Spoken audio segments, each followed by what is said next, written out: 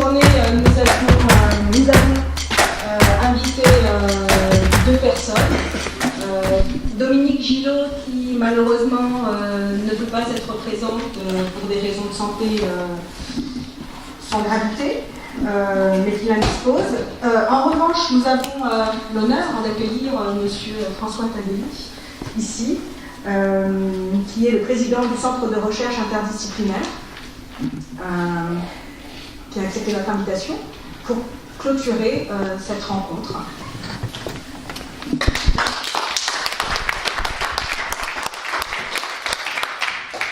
La parole est maintenant à vous, monsieur. Vous aurez le dernier mot pour aujourd'hui. Lourd de tâches sur un sujet comme celui-ci. Donc déjà, merci de m'avoir invité. Merci à tous ceux qui ont contribué à ces réflexions. Je pense que c'est un sujet assez crucial pour notre avenir, dont on voit qu'en quelques heures, on peut juste l'effleurer, s'il y a du travail en amont. Comment est-ce que ça va transformer nos pratiques, celles des jeunes et des moins jeunes.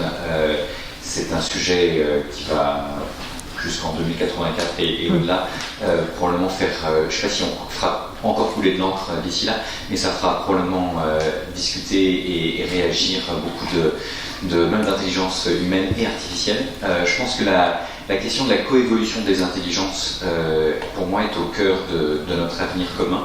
Quand je pense coévolution des intelligences, je pense celle des hommes et des machines. Quand je dis hommes, je pourrais dire hommes, femmes et machines, excusez-moi. Mais aussi l'intelligence individuelle et l'intelligence collective. Et je pense qu'on a vraiment besoin d'articuler ces différents niveaux et de réfléchir un peu systématiquement à ce qui nous différencie de ces machines. Elles sont capables de faire des choses qu'on croyait être les seuls à savoir faire pour certaines, du genre jouer au Go, aux échecs ou à d'autres choses de ce genre. Elles sont capables de faire toujours plus de choses, mais fort heureusement, on est encore capable de faire énormément de choses qui sont assez fondamentalement différentes d'elles. Alors ça évoluera peut-être parce que c'est une différence qui est dynamique par définition, mais je pense qu'il est important de s'interroger sur ces différences. Telles qu'on peut les définir aujourd'hui, puis telles qu'elles évolueront au fur et à mesure. Et quand on parle de donner la parole aux plus jeunes, ce qui me paraît effectivement une excellente idée, je pense qu'il faut les interroger aussi sur ces différences et sur ces différents éléments. Je pense qu'il faut interroger les enseignants. Qu'est-ce qu'ils attendent de ces intelligences artificielles? Qu'est-ce qu'ils attendent de leurs intelligences? Quels sont les domaines dans lesquels ils n'ont pas du tout envie d'être substitués? Quels sont ceux dans lesquels ils ont envie au contraire, je sais pas, automatiser la correction de copie, ça peut être utile au moins sur certains sujets, même s'il peut y avoir des domaines où on peut avoir envie de l'intervention humaine. Et donc c'est pas simplement un problème de substitution, c'est aussi un problème de qu'est-ce qu'on est capable de faire entre l'intelligence des humains et des machines. Est-ce qu'on est capable de faire des choses que ni les machines seules, ni les humains seuls ne sauront faire? Et je pense qu'il y a énormément de questions par rapport à ça. Et là aussi, on peut interroger les plus jeunes, les enseignants, l'ensemble des citoyens sur ces thématiques-là. Et je pense que ces thématiques sont encore au début et que ça me semble très important de développer des approches que je qualifierais d'approches citoyennes et participatives, des approches de type sciences citoyennes et participatives de ces dynamiques. Je pense que pour moi, il est essentiel que les outils d'intelligence artificielle qu'on utilisera, en particulier dans un contexte scolaire, soient des intelligences artificielles dont les codes sont disponibles, dont tout ça soit mis en open source, parce que je pense qu'on a vraiment besoin de pouvoir aller vérifier ce genre de choses. On a besoin de développer une culture par rapport à ça. Il y a déjà des choses qui sont possibles, y compris pour les plus jeunes. Scratch travaille à la création de modules qui font que les plus jeunes peuvent apprendre à utiliser ces outils. Donc je pense qu'on doit pouvoir le faire très jeune et on doit pouvoir simultanément développer à la fois une veille sur les espoirs et les inquiétudes, parce que je suis certain qu'il y a au moins autant d'espoirs que d'inquiétudes sur ces sujets, et que c'est pas forcément les mêmes suivant les âges, suivant les profils et suivant les époques. Il suffit qu'il y ait un film de science-fiction un peu parlant pour que tout d'un coup les gens voient leur perspective sur ces sujets évoluer. Donc je pense qu'il faut y compris travailler avec des artistes qui peuvent contribuer à développer des imaginaires. Il faut aussi développer les imaginaires de chacun d'entre nous, y compris des plus jeunes. Il y a par exemple un projet que je trouve intéressant qui a été parrainé par Cédric Villamy et initié par une organisation qui s'appelle le Labo des Histoires. Et le Labo des Histoires invite d'une manière générale les jeunes à écrire des histoires, mais là ils sont en train de les inviter à écrire des histoires. Ce sont des lettres aux intelligences de demain. Alors c'est quoi les intelligences de demain? La question est très ouverte. Les jeunes peuvent... Est-ce que ce sera des dauphins augmentés? Est-ce que ce sera des intelligences artificielles, des robots, des humains qui auront connecté leur cerveau entre eux, ou je ne sais. Il y a plein de possibles et chacun peut espérer ça. Et puis en même temps, quand on écrit, on peut écrire ses espoirs, on peut écrire ses inquiétudes, on peut écrire tout un tas de choses.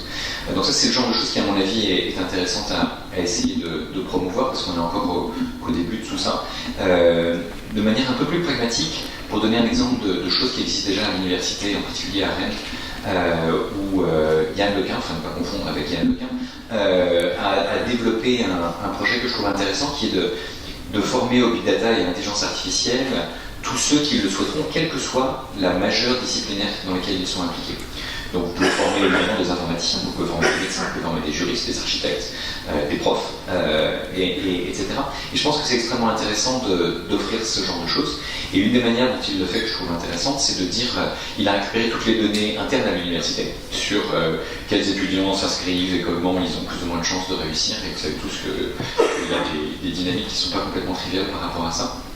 Et donc, en anonymisant ces données, il permet aux étudiants d'interroger leurs propres données. Je pense que c'est une bonne manière que d'apprendre à utiliser ces données et les IA qui les analysent que de les faire sur des choses qui nous concernent directement. Ça permet au passage de s'interroger sur des questionnements non seulement algorithmiques et de données, mais aussi des questionnements éthiques et sociétaux. Et je pense que c'est donc extrêmement important, parce que plus on fait des choses qui nous concernent directement, plus on réalise la complexité de ces sujets et les multiples dimensions qui sont sous-jacentes.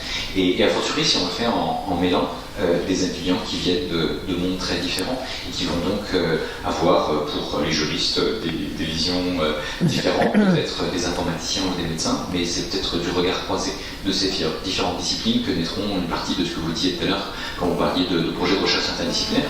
Donc on peut le faire avec les plus jeunes, on peut le faire avec les futurs profs, on peut le faire avec les profs d'aujourd'hui, on peut le faire avec les différents chercheurs, on peut le faire avec les différents enseignants-chercheurs des universités qui peuvent tous contribuer à ces réflexions de manière croisée et nous permettre à tous de monter en compétences. Parce qu'il ne s'agit pas simplement de faire monter en compétences les enseignants, on a besoin de tous monter en compétences sur ces sujets et d'arriver à travailler, y compris en ouverture internationale. Vous en avez parlé tout à l'heure. On a la chance d'avoir à Paris à la fois l'OCDE et l'UNESCO. Et c'est assez étonnant, on travaille trop peu avec eux, en tout cas de mon point de vue. Et je pense que cette chance devrait nous être offerte, et donc de développer des choses peut-être encore plus intéressantes. C'est vrai que la France, le ministre et autres peuvent prendre la parole et faire des propositions fortes, mais c'est d'autant plus simple à faire qu'on a à proximité un certain nombre d'acteurs, dont certains sont même des Français qui travaillent dans ces organisations internationales, voire qui les dirigent, et qui sont par ailleurs très intéressés sur ces sujets. À ce sujet, il y a une personne de l'UNESCO qui est présente ici. Bonjour. Et donc, il se trouve que, comme vous le savez, mais peut-être pas tout le monde dans la salle, Audrey Azoulay a ouvert il y a quelques jours seulement une grande conférence sur l'intelligence artificielle et les questionnements que ça peut poser, que c'était l'inauguration également de la Mobile Learning Week qui était consacrée cette année à l'intelligence artificielle et à son impact dans l'éducation. Donc c'est des questions que beaucoup se posent à travers le monde et sur lesquelles il y a déjà quelques expérimentations à certains endroits, mais qui sont encore relativement embryonnaires. Et c'est vrai qu'il y a besoin de fédérer, non seulement au niveau national, mais aussi au niveau international, la réflexion. Et je pense que, de même qu'on a créé par exemple un GIEC, alors, vous savez tous le groupement international d'études sur le climat, où on essaye d'avoir l'avis des meilleurs scientifiques et de mobiliser les collectivités, de mobiliser y compris les plus jeunes, qui d'ailleurs, vous avez vu, se saisissent volontiers de ce genre de sujet aujourd'hui, et qui, de manière intéressante, le font en s'appuyant sur la science, en s'appuyant sur ces résultats du GIEC, et en réclamant à ce que dans leur propre éducation, on voit aujourd'hui une convergence entre le point de vue d'une Valérie Masson-Delmotte, qui est d'ailleurs exprimée dans le monde encore aujourd'hui, en disant les jeunes demandent à être éduqués sur le climat, nous, en tant que climatologues, on pense exactement la même chose.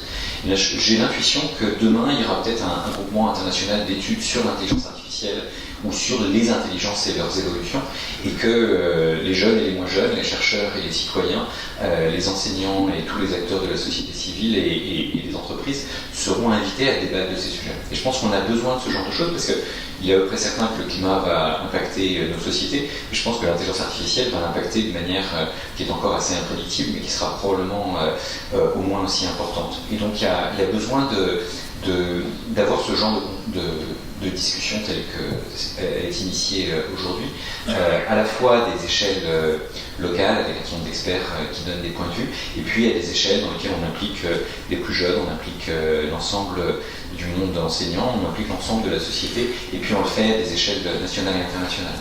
Et donc Audrey Azoulay, l'UNESCO produit un rapport sur l'éducation. Il y a eu le rapport Faure, il y a eu le rapport Delors, qui étaient respectivement des années 70 et des années 90. Donc, Audrey Azoulay veut faire un nouveau rapport pour 2021 sur l'avenir de l'éducation. Je pense que l'IA va y jouer un rôle important. Et ce qui est intéressant, c'est qu'elle a choisi non pas de confier cette mission aux experts, ce qu'elle fera probablement par ailleurs, mais elle voudrait que l'intelligence collective se mobilise là-dessus. Et donc il y a un vrai enjeu à essayer de permettre à chacun d'exprimer son point de vue sur ces thématiques et de réfléchir à des manières de toucher le plus grand nombre. Parce que c'est plus ou moins facile de le faire, mais j'ai un quiz pour les spécialistes de l'éducation qui sont dans la salle. Est-ce que vous savez quelle est la date de la journée internationale de l'éducation? D'accord, merci. De l'alphabétisation, c'est le 8 septembre. Non, de l'éducation. Et de l'éducation, c'est le 24 janvier. Mais personne ne le sait. Et ça a été décidé le 3 décembre dernier par l'Assemblée Générale des Nations Unies. Donc c'est assez intéressant de voir que c'est assez récent. C'est un sujet dont on a pu penser qu'il était là depuis la Société des Nations, ou même avant.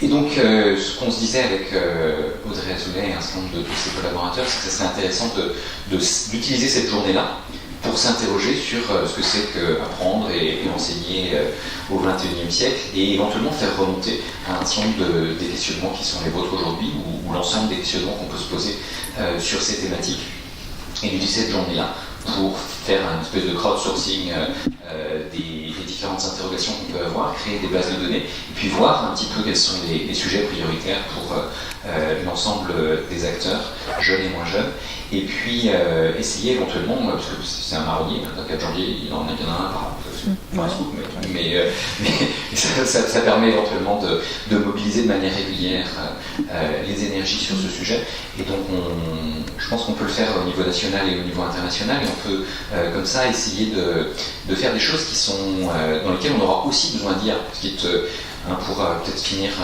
et pas être trop long, parce que la journée a été longue pour tout le monde. Ce que je dirais, c'est que l'IA, elle peut impacter différents types de choses. Elle peut éventuellement nous aider à apprendre et enseigner différemment.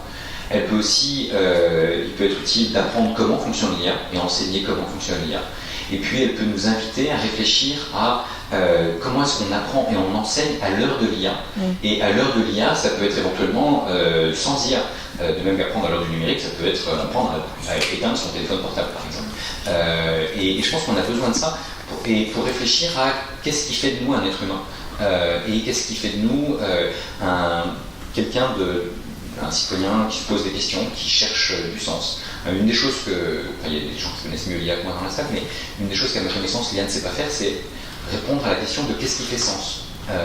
Et la notion même de sens, elle n'est pas complètement au cœur non plus du système éducatif, pour être complètement honnête. En tout cas, pas de manière complètement explicite. Parce que je ne sais pas à quelle page dans les programmes la notion de sens apparaît, mais implicitement, évidemment, qu'elle est au cœur du système éducatif. Mais puisque les machines ne savent pas répondre à la question du sens, je pense qu'on a besoin de travailler ces sujets-là. Et le mot sens ayant par ailleurs beaucoup de sens, c'est un mot très polysémique en français, ce qui est en soi un sujet qui pourrait faire un sujet de bac ou je sais pas quoi, mais je pense qu'il y a besoin de s'interroger sur ce genre de sujet et essayer de réfléchir encore une fois à ce qui nous différencie des machines et ce qu'on est capable de faire avec la machine, sans la machine et les uns avec les autres. Et par ailleurs, on a un certain nombre de défis. Je pense que l'ensemble des défis planétaires, le climat, la biodiversité, vous connaissez toutes les crises économiques, sociétales, voire démocratiques que l'on vit en ce moment, doivent nous amener à nous interroger, à rechercher ces questions de sens et à poser ces questions à toutes les échelles et à tous les âges. Et je pense qu'on a donc besoin de plus d'intelligence, ce qui inclut plus d'intelligence artificielle, mais certainement aussi plus d'intelligence humaine, puisque la bêtise artificielle existe aussi. Et d'ailleurs, au passage, je pense qu'on a besoin, ça a été dit tout à l'heure, de développer des formes d'éthique et d'inclusion par design, mais pour vous donner un exemple de jeunes chercheuses qui vient de publier un ouvrage sur l'intelligence artificielle et la place des femmes dedans, et Cédric Villani leur a fait l'honneur de préfacer ça et de lancer leur livre. Et un des points qu'elles font, qui à mon avis est très important par rapport à ça, c'est que la société a, comme vous le savez, un certain nombre de biais, y compris sur les biais de genre, et l'IA, si on lui donne les données qui incluent les biais de genre, elle va reproduire les biais de genre, pas beaucoup de doute. Alors on pourrait vouloir changer les mentalités, et je pense qu'on a un certain nombre à essayer d'œuvrer dans ce sens, mais c'est pas complètement évident. Par contre, il est relativement plus facile de changer quelques lignes de code. Et donc on peut faire en sorte que des algorithmes prennent systématiquement en compte ces questions de biais. Je donnerai juste un exemple.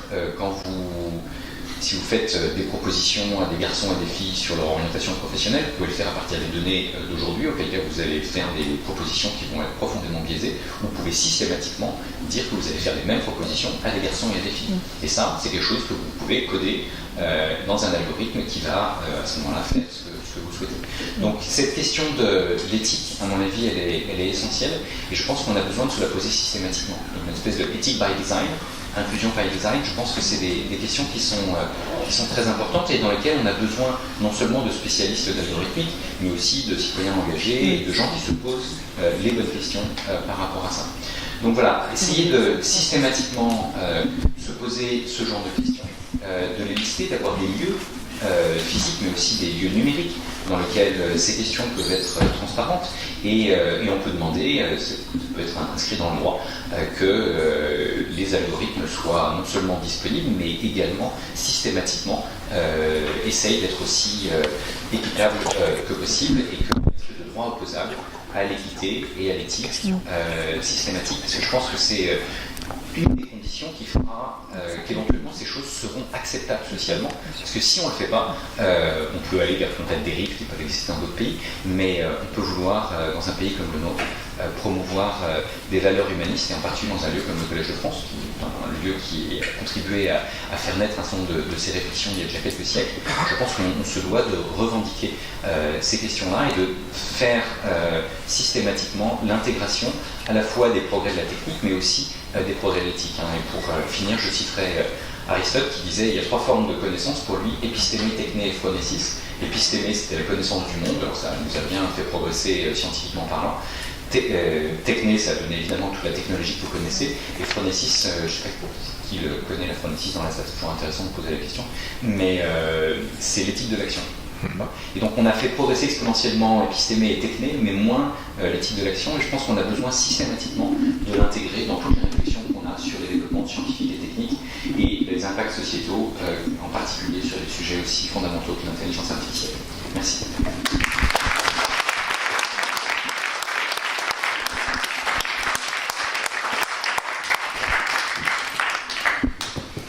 Merci beaucoup pour cette très belle conclusion. L'intelligence artificielle nous appelle à ce qu'il y a plus profondément en nous. Est-ce que, avant de partir, quelqu'un a une dernière question à poser, une dernière remarque à faire à ce que vient de dire François Tadei? Ah oui.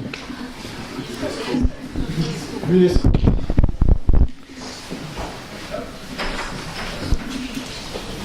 Beaucoup. Venez, ça. Je suis le chef de la section de l'UNESCO sur les enseignants, le développement des enseignants. Et je suis extrêmement venu ici pour apprendre ce qui se fait en France et j'ai été très content d'entendre l'élargissement à l'international qu'a appuyé François Tadei. Et pour rappel, la journée internationale des enseignants aussi a lieu en octobre et le thème de cette année sera sur le futur enseignant. Donc c'est une thématique sur laquelle la richesse des discussions que vous avez eues ici nous permettra aussi d'entamer la réflexion sur comment enseigner dans l'avenir. Merci.